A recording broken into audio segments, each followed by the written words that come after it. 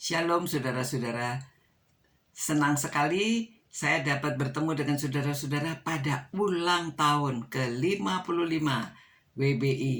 Ya, dengan bantuan teknologi, walaupun saya jauh di sana, tetapi bisa bertemu dengan saudara-saudara. Senang hari ini kita akan bersama-sama merayakan ulang tahun dengan belajar dari firman Tuhan. Kalau sudah berumur 55 tahun itu, kita apa yang bisa kita lakukan ya? 55 angka sempurna menjadi 10 ya. Saudara-saudara, terima kasih pada Ketua WBI Bu Dede yang minta saya untuk menyampaikan renungan pada sore hari ini. Sebelum kita merenungkan firman Tuhan, mari kita berdoa ya. Tuhan, terima kasih atas ulang tahun Wanita Baptis Baitani yang ke-55. Biarlah dalam ulang tahun ini mereka akan merayakan dengan merenungkan firman Tuhan dan mau hidup sesuai dengan apa yang Tuhan beritahu melalui firman-Mu. Berkati Tuhan setiap orang yang mendengarkan, yang mengikuti acara ini, dan kiranya Tuhan pakai hamba-Mu yang penuh dengan kekurangan ini untuk menjadi saluran berkat bagi firman Tuhan. Kiranya Roh Kudus mengurapi, dan dalam nama Tuhan Yesus kami berdoa. Amin.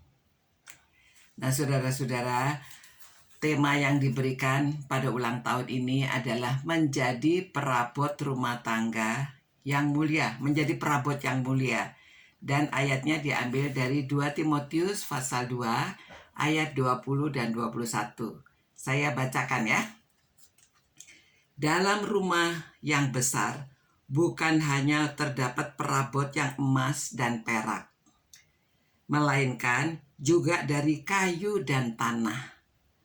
Yang pertama dipakai untuk maksud yang mulia, dan yang terakhir untuk maksud yang kurang mulia.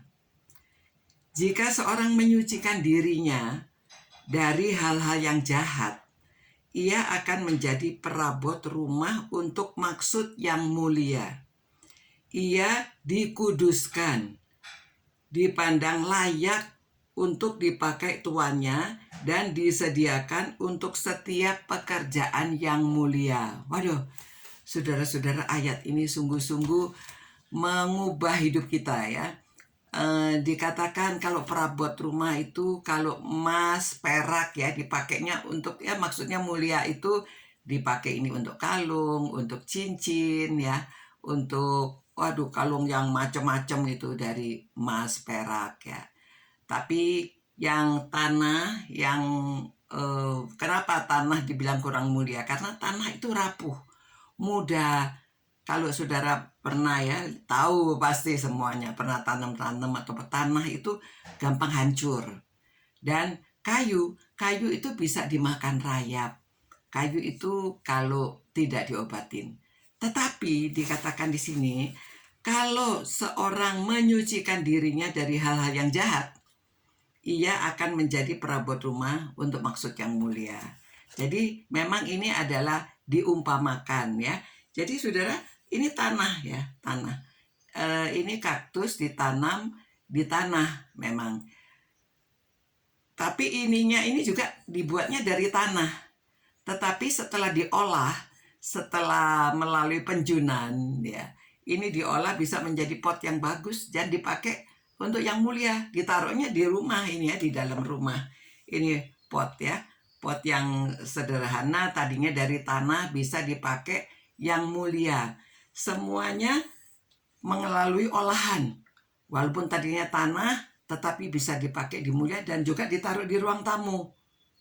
Nah, kayu kalau sudah diobatin, yang tadinya gampang dimakan rayap bisa menjadi kayu yang kuat. Ini kayu ya, kayu bisa menjadi kayu yang kuat dan tidak dimakan rayap karena melalui diobatin. Nah, perak juga tadinya bongkahan di dalam tanah ya. Tetapi kalau setelah dibakar, dia juga bisa menjadi barang-barang yang bagus ya. Dan listrik itu digunakan pakai perak, saudara, supaya awet. Nah, apalagi emas ya. Emas juga kalau kita dapat di gunung-gunung itu masnya masih tidak berupa ya. Harus diolah, dibakar, baru lentur dan dia bisa dibentuk jadi cincin, jadi kalung, jadi apa-apa yang mulia. Nah, kalau manusia bagaimana? Ya, kalau kita ibaratnya tanah itu kan mudah rapuh, gampang marah, gampang tersinggung. Kalau orang ngomong apa sedikit nggak tahan, saya udah nggak mau ke gereja gitu ya. Saya nggak mau bersekutu. Nah, begitu juga kalau seperti kayu itu bisa dimakan rayap. Nah, itu diibaratkan seperti orang itu gampang diprovokasi. Nanti, itu loh lebih bagus di situ, yuk kita ke sana aja. Aduh, itu loh lebih bagus di sana, kita ke sana aja. Gampang ikut orang. Orang bilang begini, orang bilang begitu, terus kita ikut. Ya. Tapi kalau perak itu lebih kuat. Walaupun kuat, masih perlu dibakar loh, saudara ya. Kalau nggak dibakar ya cuma menjadi perak-perak begitu saja di gunung-gunung ya. Dan juga emas, kalau nggak dibakar, nggak bisa disatukan, ya emas itu hanya ya di gunung-gunung, nggak begitu digunakan juga ya. Jadi melalui pembakaran. Nah, saudara, kita sebagai anak Tuhan, kita dipakai sebagai apa? Jadi, saudara, kita itu sebetulnya juga harus disucikan. Disucikan itu kalau kita sudah kenal Tuhan Yesus, kita dilahirkan kembali. Tadinya kita itu sifatnya tadi ya, yang seperti tanah, seperti kayu, seperti emas, perak pun, ya kita harus melalui penyucian oleh Tuhan Yesus, kita menjadi orang yang baru. Maksudnya baru, mempunyai sifat yang baru. Nah, saudara, pendeta Rick Warren itu terkenal ya. Jadi dia bilang kita itu punya shape. Shape itu bentuk ya. Ini namanya bentuk. Bentuknya apa? Bentuknya seperti pot. Ini bentuknya tanaman ini seperti ya, ini kaktus. Ini bisa keluar bunganya bagus sekali ya. Nah, jadi kita juga bisa dibentuk. Manusia itu bisa dibentuk ya. Bukan kita dimasukkan ke tanah diolah, tetapi secara rohani. Jadi kalau kita secara rohani ini juga bisa kita lihat ya, kita itu bisa punya shape. Shape itu kalau ditulis itu S H A P E ya, shape ya, saudara, kelihatannya. Nah, S-nya itu apa? S itu spiritual gift. Jadi karunia rohani. Kita itu semua orang diberi karunia rohani. Kalau sudah menjadi orang Kristen, Roh Kudus sudah dalam kita, kita tuh punya karunia. Karunianya apa? Nah, karunia rohani itu harus dikembangkan, ya. Kalau saya karunianya untuk menyampaikan khotbah, menyampaikan renungan, mengajar gitu. Dulunya nggak bisa. Dulunya itu ya cuma tahu, mendengarkan, tetapi belum mencoba. Setelah dicoba, tadinya coba mengajar sekolah minggu. Sudah mengajar sekolah minggu, belajar firman Tuhan, akhirnya bisa mengajarkan untuk orang yang lebih dewasa, untuk anak muda. Nah, akhirnya bisa merenungkan firman Tuhan, bisa menyampaikan firman Tuhan. Nah, itu karunianya dipakai. Karunia apa saja? Mau macam-macam karunia ya. Saudara baca di 1 Korintus pasal 12, 13, 14, Roma 12 ya. Ada beberapa di bagian Alkitab menjelaskan tentang karunia. Jadi kita harus menggali karunianya apa? Harus dikembangkan. Percuma punya karunia kalau tidak dikembangkan. Percuma karena Roh Kudus sudah di dalam kita, kalau kita tidak gunakan ya mati ya, saudara ya. Begitu juga perabot yang lain. Kita punya kemampuan. Kemampuannya apa? Orang kalau suara jelek kalau dilatih bisa menyanyi dengan bagus ya, bisa jadi singer. Nah, kalau misalnya begitu juga di rumah ya, kalau bisa masak tapi nggak pernah dipraktekkan, masakannya kurang sedap. Tapi nanti kalau dipraktekkan lama-lama ngerti, oh ini kurang garam, kurang gula, kurang merica, atau kurang bumbu-bumbu yang lainnya. Nah, kalau sudah biasa jadi baik. Dipakai untuk ramah tamah, dipakai untuk melayani. Begitu juga apalagi pengalaman kita bersama dengan Tuhan.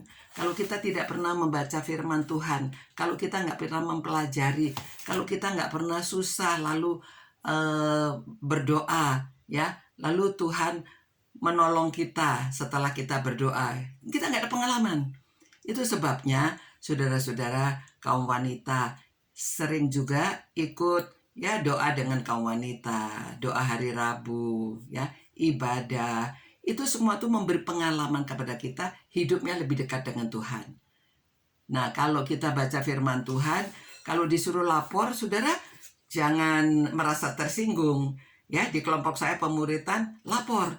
Tiap hari saya minta baca, sekarang ini lagi baca Yohanes.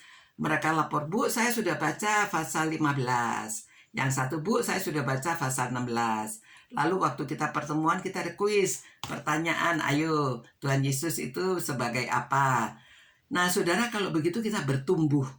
Ya, kita bertumbuh. Kita sudah disucikan, kita menjadi perabot yang mulia. Nah, saudara-saudara, sudah ulang tahun sampai 55. Mari kita melihat diri kita. Kita ini sudah jadi bagaimana? Apakah kita sudah ada pertumbuhan? Kan kita level up, ya, level up. Jadi yang penting hati. Tadi shape itu ada hati. Hati kita itu harus mau berubah, ya. P itu personality. Personality kita juga harus menjadi lebih baik. Kalau dulu bicara itu kasar, kalau gampang marahin orang, ya, sering tersinggung. Sekarang kita berubah. Kata-katanya harus seperti di Filipi pasal 4 ayat 8, ya. Filipi 4 ayat 8 itu mengatakan demikian, saudara. Nah, jadi akhirnya saudara-saudara, semua yang benar, semua yang mulia, semua yang adil, semua yang suci, semua yang manis, semua yang sedap didengar, semua yang disebut kebajikan, dan patut dipuji, pikirkanlah semua itu. Jadi saudara, mari kita belajar personality kita supaya hangat. Kalau ada tamu, kita sambut dengan kata-kata yang manis.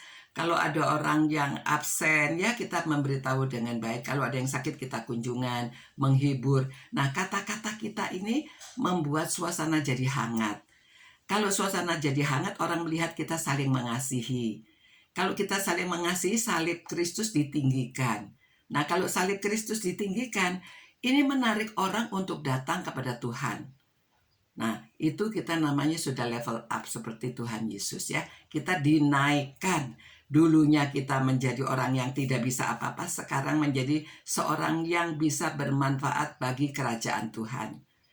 Nah, saudara-saudara, dalam ulang tahun ini, mari kita ingat bagaimana kita bisa menjadi perabot yang mulia, ya, supaya bisa dipakai bagi kerajaan Allah. Di dalam rumah tangga terutama, hubungan suami istri menjadi lebih baik, hubungan orang tua dengan anak, ya, anak jangan dimarahin terus, tapi pakai kata-kata yang manis, kata-kata yang sedap didengar. Nah, nanti salib Kristus ditinggikan. Jadi suami mau ikut untuk percaya Tuhan, anak-anak juga mau ikut kita urusi mereka dengan hangat. Apalagi sesama kaum wanita, kita bisa mengajak mereka untuk sama-sama bersekutu di dalam WBI.